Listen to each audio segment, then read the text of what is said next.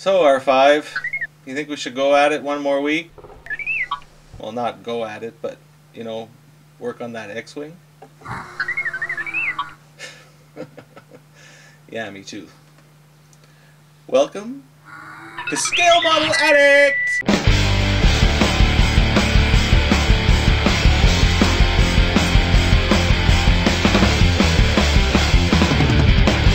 Welcome to part 3 of Scale Model Addict, episode 1, the Red 6. I want to thank everybody for the positive feedback I received last week on the first 2 parts. Thanks a lot. It's pretty cool, and thanks for the chit chat on the message boards till 2 in the morning sometimes. Let's just keep going and make this thing happen. Let's make this dream a reality.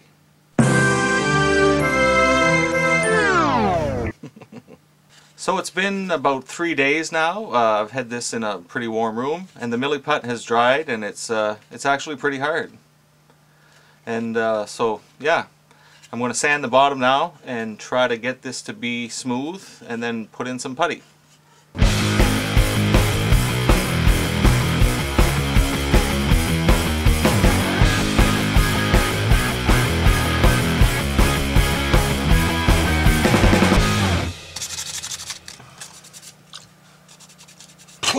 Okay, don't lick your models after you sand them.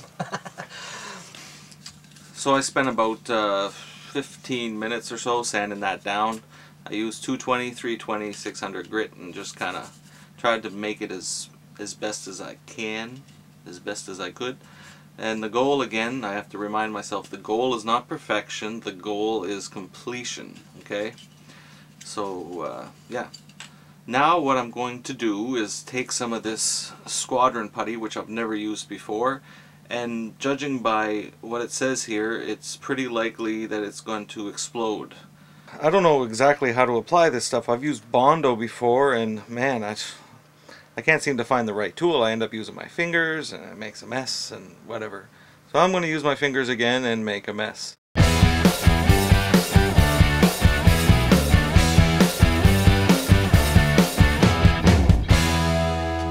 30 minutes to dry.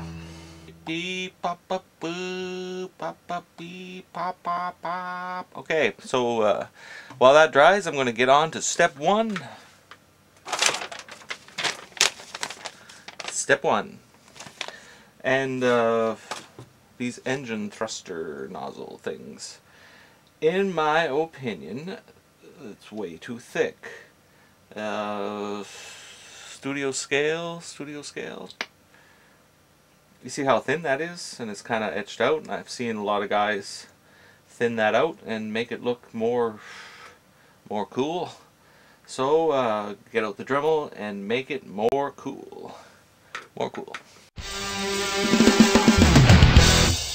Okay, Linda wrote me to ask what's up with the orange hat, the toque. That's for hunting wabbits. And she also asked, is it that cold down here? Sometimes, yeah. Right now, not too bad. But sometimes it gets a little chilly in the unfinished portion of the man cave. Another email. Anthony from Rhode Island. He wanted to know if I'm ever going to do armor. And I never met armor yet. That sounded odd. Yes, I'm going to try to make a tank. After I get done with this Red 6, I am going to tackle my first armor project. So all you guys that are over at Armorama, yeah, you'll be able to laugh, for sure. Okay, I thought I was recording that. I like that. Okay, I was using this, and I almost went right through. Man, oh man, and it gets so hot.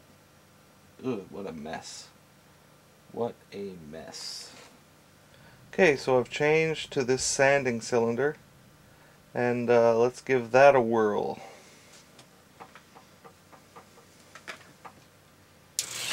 Yoy! Okay. If you're doing 4, the last one is the easiest. And if you go with the rotation of the tool, it's more like polishing, doesn't get so hot. If you go against the rotation of the tool, it melts everything.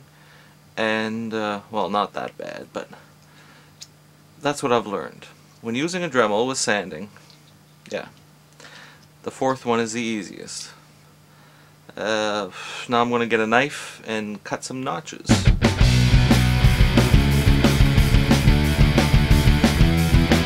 So after about 20 minutes or so of filing these things down and sanding them, that's what I came up with. I did notch around every little line. I know it's maybe not the most accurate thing in the world, but you know, I kind of like the way it looks. It looks worn out, so, and with weathering later on, we'll make that look pretty nasty. So that squadron putty's had lots of time to dry now, actually overnight time to dry. It's really coarse, really rough, and I'm going to sand that up and hopefully be done with that much of this belly.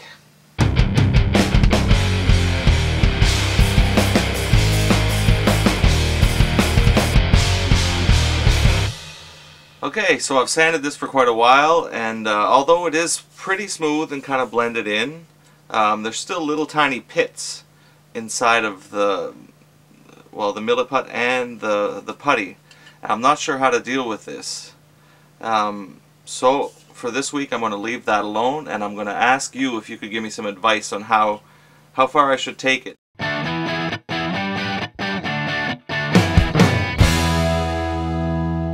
Continuing with step 1, we can have lots of fun, and I'm going to glue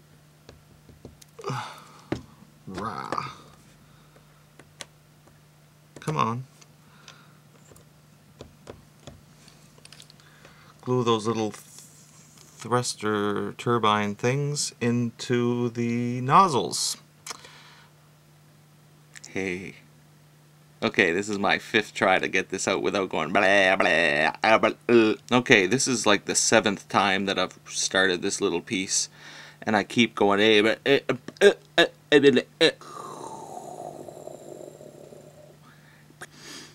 There's a little thruster thing. Here's the engine halves, which suck, a big seam line, and I don't want to settle for that either.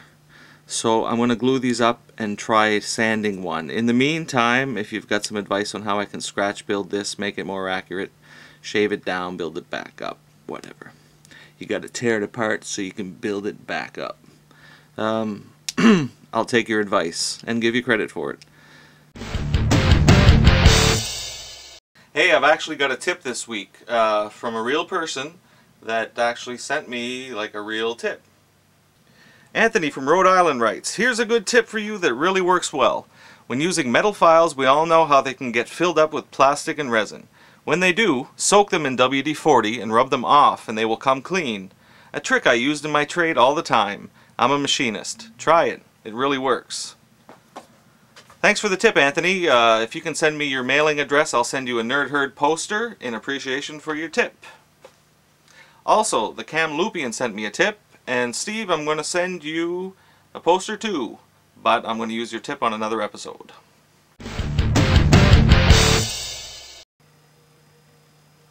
I just so happen to have me a file in need of some cleaning. So let's try it out.